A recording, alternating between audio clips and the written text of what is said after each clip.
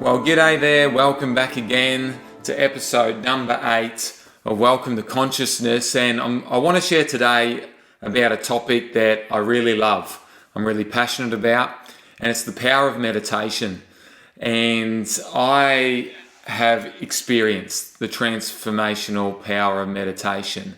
I continue to experience it. This morning I sat in meditation for about 45 minutes and I can feel things shifting in me. And it's a long-term game. But my journey started with meditation about 3.5 years ago, and I've meditated nearly every day since. But before that, and I think this is important that I touch on this, is that I had a lot of judgment and a lot of resistance towards meditation. I had been conditioned to view it almost as like an evil thing or a really weird thing that was for people that had lost touch. I grew up in Christianity. I was a Christian pastor for basically 10 years, and we didn't do meditation. There were even a number of very well-respected Christian teachers that were advocating against this kind of meditation, saying meditation is about rewiring and rechanging your brain and your mind according to the Bible, which is the complete opposite of really what it is, which is letting go of the mind, releasing control, experiencing ultimately that ego death, or at least a layer of it, so that you can experience your true life and experience your soul, experience your heart, to feel life. And so I was very judgmental, and I think a lot of people are. They judge meditation and they see it as some kind of an evil thing to let go of the mind. And I think that's for a few reasons, which I won't overly go into, but people are very afraid of what they can't control. So you and I become very afraid of what we aren't able to control. That's why it's often referred to as going into the unknown. And it's about trust. It's about letting go and surrender, because we go into what we don't know what we're going into. We're going into the stillness. We're going into consciousness.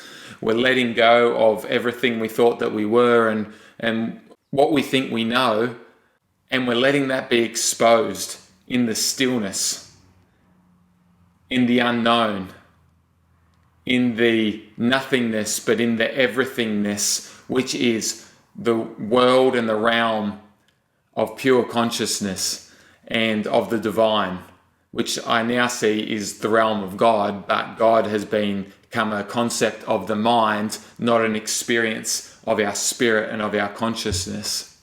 And so meditation is very confronting, because in meditation we come face to face with the truth. We come face to face with who we really are. We come face to face with what's subconscious in us. We come face to face with our deepest wounds. A coach once said to me that the stillness never lies. And it really stuck with me. It's so true when you go into the stillness of meditation. And that doesn't mean that you become still.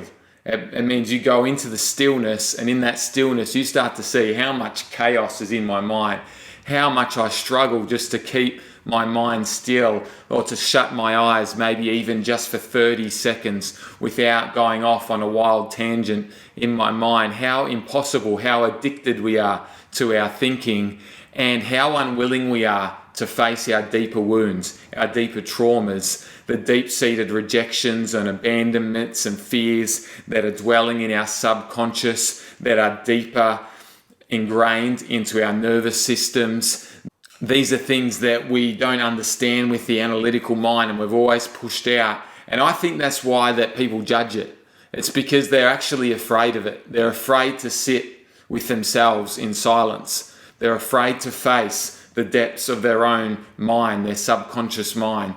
They're afraid to face the wounds that have been lurking there. That's why religion speaks against this pure kind of meditation, because it can't be controlled. There's so much trauma and fear to be exposed there. And in my experience, so much of my Christian experience, I see that Christianity is perpetuated by the unconscious fears and the wounds that are under the surface that people aren't ready to face yet.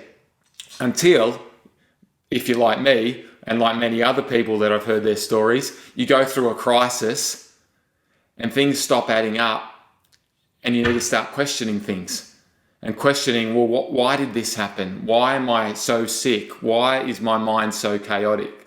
And until you really face a crisis, then you don't really need to face those questions. But when you do, then you start asking the big questions. And sometimes it's enough to break through that fear of rejection or abandonment that has kept you in this safe little bubble called the known, that is where we live most of our lives. It's where culture lives, where subculture lives, in the known, in what we know, what's comfortable, what's safe, what we understand. We stick with our group of people that think the same way, that act the same way, that support us to make the same lifestyle decisions. But that's all keeping us in the known. So meditation is a way of dropping into the stillness. It's a way of entering into pure consciousness, where unconsciousness and the subconscious starts to get exposed. And it's incredibly difficult. I'll tell you from experience now, just to paint the picture, when I got sick of being miserable, after I'd had a burnout breakdown and an existential crisis, an identity crisis, a belief crisis, I'd walked away from Christianity, I went into survival mode, I lost trust that anyone could help me heal and feel great again, I lost trust in the medical system, I pushed everyone away, I felt like no one really saw me, but I didn't understand that. I just closed up, it was all too much, the energy, the trauma of the experience was too much for me to even process what I was going through. So I was just in survival mode and I just got on with life, and that's how it was. But I eventually got sick of being miserable. And so in that place, I decided, well, I need change. So I hired a personal growth, high performance business coach.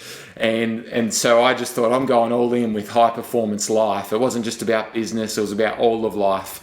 And part of that program, and I said to myself, I'll just do whatever they tell me to do, because they're clearly like kicking ass in life, or this particular coach who was overseeing the program, and I'm really struggling. So I need something that he's got. So I'm going to do whatever he says. And one of the things was to meditate every day for 20 minutes. And so I just started doing that. I also started exercising, cleaning, eating more nutritionally and cleaner, and setting goals and lots of other things. But one of them was meditation for 20 minutes a day, ideally twice a day. And so for about the first 6 months, I would meditate, and I was so stressed. I was running a business. I was raising 4 young kids. I'd been in survival mode for years. And nothing really ever happened in the meditations. I was just stuck. I was jammed. It was like my energy was blocked.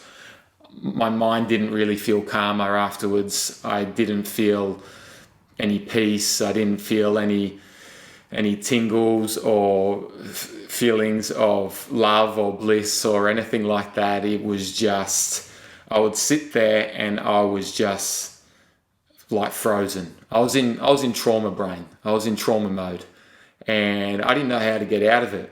And so my first 6 months of meditation was really just facing that. That was a powerful thing in itself, just to realize, you know what, I'm so disconnected from myself, from my life, from my emotions, from everything. And again, I didn't really understand that at the time, but it led me to then realizing I had pushed so much of myself aside. I'd closed off to people, I'd closed off to life, I'd closed off to energy, I'd closed off to spirituality. And really what I realized through the help of some other programs I did is that I need some really deep healing. And so that was the next step. I need to heal more deeper. And from there, I started to open up to energy work, because the mindset work that I was doing, it just wasn't enough. I was creating all these positive beliefs and affirmations, but it wasn't shifting my energetic state and cracking through into that deep, more subconscious, energetic, deep emotional state that I was in that I really wanted to shift so that I could feel more love and more peace and more connection and more fulfillment, and actually be empowered to be confident and to live my purpose and to follow my dreams that were deeply buried in my heart, that had started to be opened again through the course of the coaching that I did, because part of it was about purpose. And it got me really thinking deeply back into, why have I gone through this massive breakdown and chaotic experience in my life? And so from there, I did a couple of programs, and one of them was about healing trauma, and it was through meditation. And so that just opened up another aspect of the potential of meditation.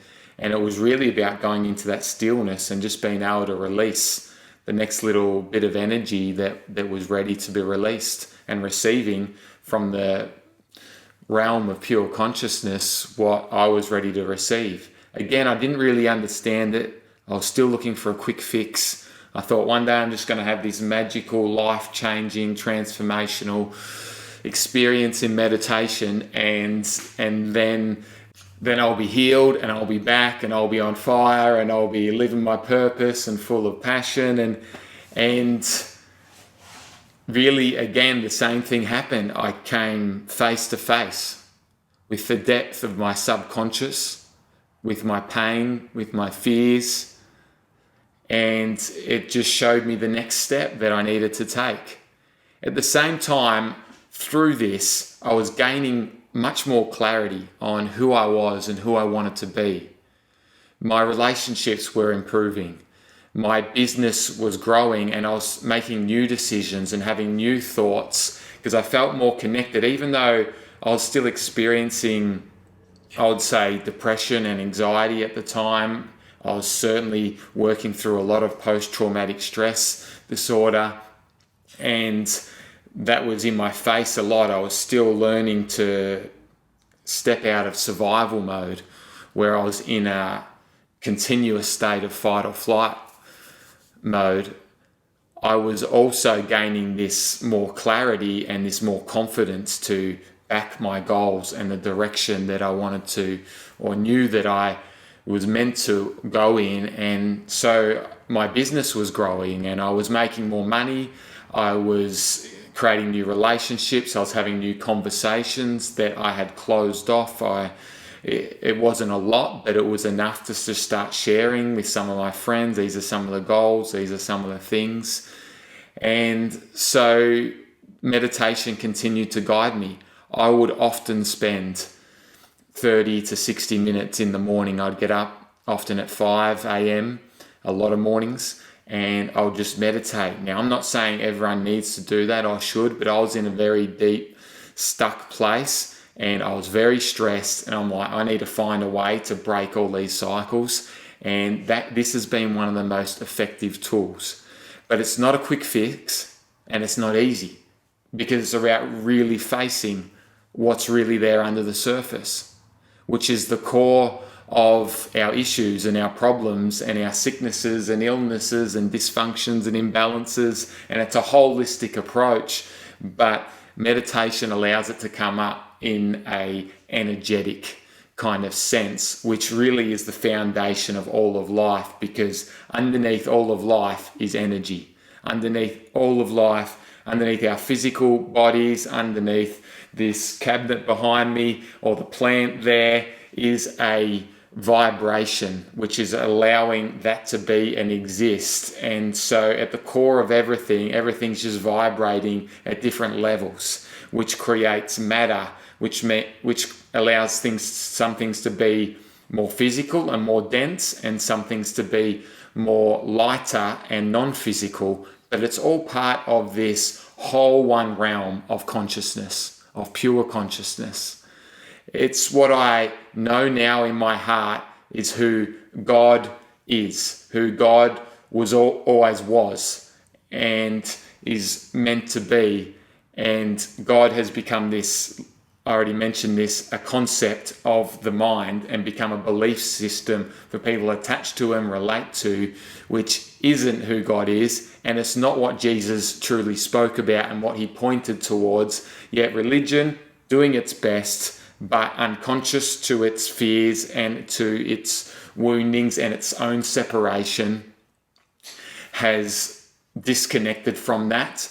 And it's not, in my perspective, it's not about just religion. This is about the overall state of consciousness of humanity, where we've been very in our survival brain, very in our heads, in our egos, wanting to survive, but it causes separation and disconnect from our pure consciousness, from our divine self, from our souls, from our true self, from our higher self. And so meditation really is a journey to ourselves. It's a journey to our truth. There's so many good modalities and ways to do that, to heal, to connect with yourself. But meditation is something that you can do really any time, any day. It's challenging when there's more distractions, so it's helpful to find a quiet place. And there can be a lot of resistance towards it because it is so challenging to sit with all that chaos under the surface. And that's what it allows us to do, to drop into the stillness. And when you meditate, you may not feel still. That doesn't mean that you're not good at meditating or that it's not effective, because the purpose of it is, one, to connect with that stillness. But what that instantly is going to do is show up what is not still inside of you, what is chaos, what is unconscious. And it won't show it all up at once. Really, your subconscious mind will only show up what is already active and present in your field, or what's ready to come up. It won't necessarily bring everything up all at once. Now, I've heard doing things like plant medicine and maybe some other modalities can bring things up more. Breathwork sessions can be powerful because it can take you deeper into your subconscious that you won't allow yourself to go through the power of the breath and of the body. And so there are things that you can do to sort of drop deeper. In my experience of meditation, sometimes I can really drop deeper and deeper into the subconscious, but usually I'm just sitting with what's there and bringing acceptance to it, bringing love to it, bringing kindness to it, bringing feeling to it, because this is also a journey of learning to feel. For all of us, we've been taught to think about life, to think our way through life, to understand life. We're not as comfortable with feeling life. And so meditation also gives us the opportunity to feel what's there, to feel the emotions of what we're going through, of the challenges, of the turmoil that we've been facing, of the inner chaos, of all the childhood wounding that we have blocked out and we've pushed aside and we haven't wanted to face, all the ancestral and generational patterns that have been passed on from our parents and their parents, and the ways they were cut off from their true selves and from their love and from their peace and from their emotions, and they've passed on these patterns and we've taken them on.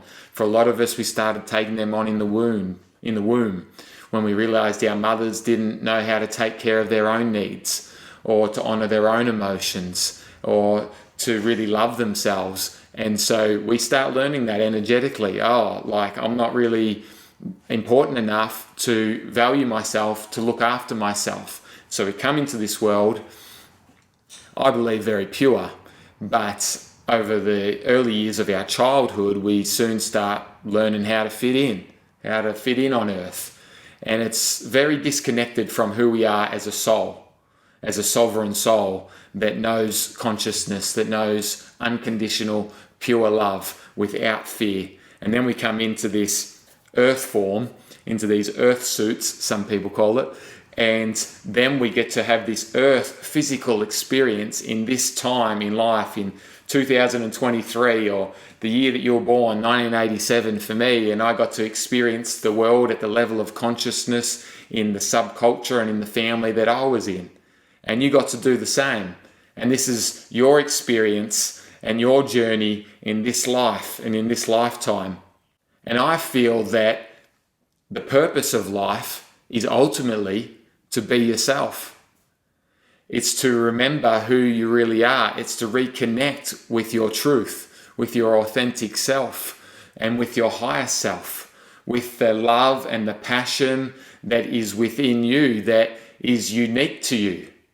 But it's also something that at a soul level we all share, because we've all come from that place of oneness and of unconditional love and purity and passion and knowingness of who we are and absolute power. And then we've come into this world of separation, and we're making our journey back to that, back to our truth, back into our hearts, to feeling, to knowing, to love, to our passion, to our power. So there's so many things that are part of that journey and that help us, but meditation really is a game changer if you're willing to go there, if you're willing to sit with yourself.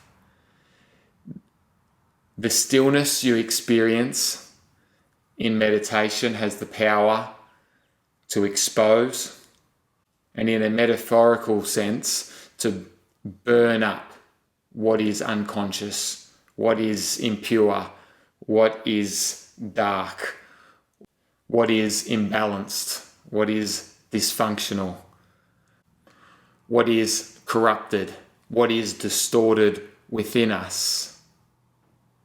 And then allow us to be able to sit with that. And it's not usually a magical instant process. It's then a journey of integrating that back into our mind, into our emotions, into our physical bodies. We release some of these things that we've been carrying in our subconscious. And then we're able to have more space to receive more peace, more bliss, and more wholeness in our whole being. But it's also a journey of being very courageous, because it takes a lot of courage then to integrate our truth, to be who we are in our souls, to live from our passion and from our love.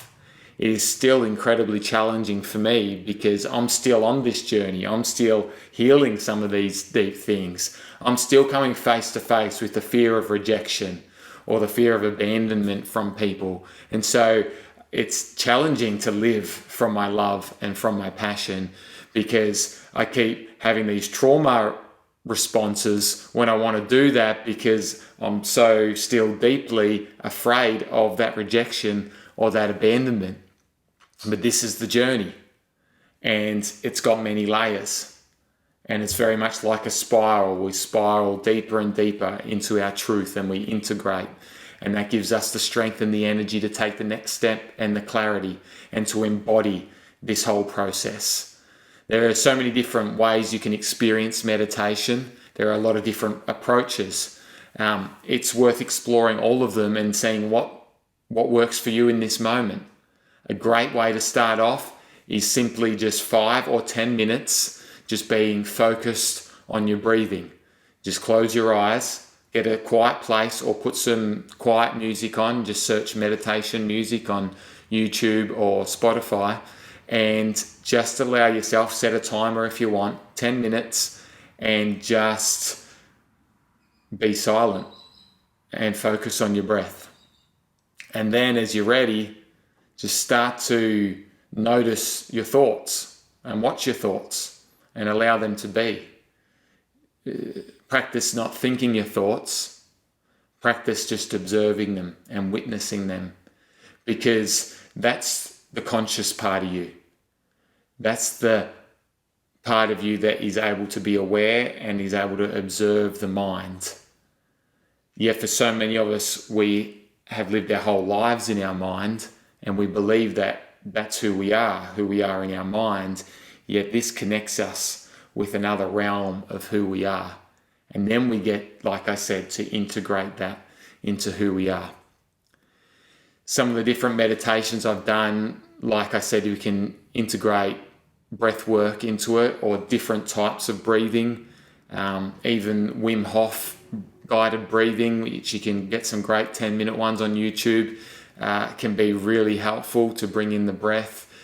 You can do mantra meditations where you get a word or a sound and you just repeat that over and over. And also, the good thing about a mantra meditation is it does actually give your mind something to focus on while it's letting go of everything else that it's used to doing. You can do body meditations where you focus your attention inward into your body. You can do guided meditations where somebody guides you through, and I've actually got one or two of those earlier on in the podcast that you can check out. There's a great 10-minute one that if you don't know where to start with that.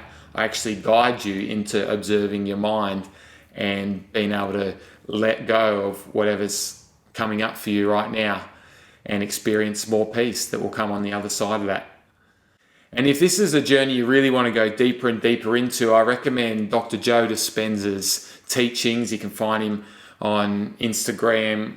You can find a lot of his meditations on YouTube, and you can actually sign up for some of his courses where he'll guide you through this. And he teaches this from a health and medical scientific point of view, which is really powerful for the mind to be able to understand this knowledge, which allows you then to be able to let the mind go easier. And I have done many of his stillness meditations and various meditations that have been very helpful. He does a lot that are between 40 and 60 minutes long as well. So if you really want to go into those deeper ones, that's a fantastic resource. So there we have it. That's my perspective, my experience on meditation. I would also like to finish off and say that in the last 6 to 12 months, I've had many meditations where now I'm able to let go, to feel so much more peace, so much more love, where the thinking mind is able to stop. And I don't experience that every day, but I do experience that from time to time. And sometimes I'll go through days or weeks where I can just go into that stillness and I'm not even thinking about all the thoughts. I'm able to just still them, embody that part of stillness that is my consciousness, and experience so much more love and peace. And my experience recently has been I can hold that for a while, and then some deeper things are ready to come to the surface, and I get to hold space for them and work through them. And that can be depending on the different circumstances that are coming up around my life, the different challenges, the amount of stress maybe that's going on, or the triggers that are happening, and whatever. And a lot of this is about learning to trust your journey. It's trusting that you're on a divine journey, that you're on a soulful journey, and that everything is happening by design, that you're on your path, you're on your divine timing and your divine planning, and that you get to trust this. It's the mind that doesn't know how to trust. It's the mind that questions everything, that fears everything, that analyzes everything, that wants to know how it's all going to work out. Yeah, we can drop into our hearts, we can drop into our consciousness, and we can drop into a realm of trust and of deep peace and of knowingness. And yes, in our human experience, we're going to fluctuate between them both. And we're not supposed to try and escape this. Some people use meditation as a way to kind of escape the body, and in many ways don't want to come back. Don't want to come back to real life. Don't want to come back to the physical body and the physical realm. And I can understand that, because when you connect with your peace and with your love, why do you want to come back to a place and a world of suffering and of chaos, especially for those of us that have had deep mental health challenges and so much pain that is so challenging to heal and to release and to process. But ultimately, I do feel that we are here to become ourselves, to become our souls, to integrate our highest truth and to embody that, and then to live that out and experience that in the way that we live, in our lifestyles, in the way that we work, in the way that we handle our relationships, the way we connect with people, the way we see others, the way we perceive others, the way that we treat them, and the way that we perceive that they're treating us. It shifts everything about that. And so we get to embody this higher aspect of who we are, our higher self. It's our soul, it's our true self. And I'll finish with what I started with, is that so many people are afraid of this. A lot of people judge it, and they might call it woo-woo or whatever they want to judge it as and say, that's not for me. And the truth is, it probably isn't for most people at where they're at right now. But that's just because they're not willing to know themselves and to face themselves, to face the conditioning that they've experienced, all the pain that is locked down, that is blocking them from really feeling life, living in their hearts and embodying their soul's truth. And so I want to encourage you, and I also want to challenge you to open your heart up to yourself, to be your true self, to be your authentic self, to take this journey. It's not a journey of being perfect. It's not a journey of living the right way and doing the right things. It's a journey of truth, of connecting with your own truth, and it's your path. And this journey is 100% you going inward to you. Everyone's looking for their answers out there. You can look for your answers from other people, from culture. You can go on social media and find answers and directions and advice, and you can go into personal growth, and you can read books, and you can do programs, and you can get a coach, and everybody can try and tell you and guide you who you are in the next step. But ultimately, the way that you are going to know you and know your next step and be confident that you're 100% on the path that you're meant to be is by going inward. All the answers are there. Your truth, your knowingness, your power, your passion, your purpose, it's all within. And so this is an inspiration for you to go within and to trust yourself. Whatever knowledge you get, whatever inspiration you get, whatever direction you get, whatever you start to face going within, trust that you'll be guided in the next step. Then you get to reach out for support for the things that your soul is guiding you on. And it's a heart-centered life and a heart-centered way of being. So I hope that this has helped you in some ways. Other people may talk about meditation in different ways and in the benefits it can have for your mind and for your body, and 100% it's had all that for me. But this is also about a much deeper journey of returning to my higher self, to my truth, to my love, and I believe that it can be for you as well. So all the best with your meditating. Like I said, you can go back to, it might have been episode 3. You'll soon find that it was a bonus episode with a meditation if you want somewhere to start.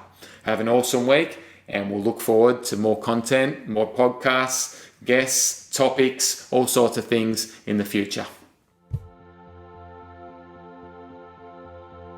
So there we have it. Thanks for joining me on Welcome to Consciousness. My name's Michael Reed, and I'm here to help you consciously live and create your life. If you enjoyed this, please click subscribe and follow. There's a lot more to come. Also, if you could rate or review it, this would really help others find this show. Also, if you want to share this with a friend or on your social media, please go for it. And if you have any questions about your journey, please reach out. I'll answer them directly or on the podcast. And lastly, if you want personal help consciously living and creating your life, I've created a coaching program that helps you do just that. You can head to my website for more info. So thanks again. Have a fantastic day. Look forward to seeing you next time.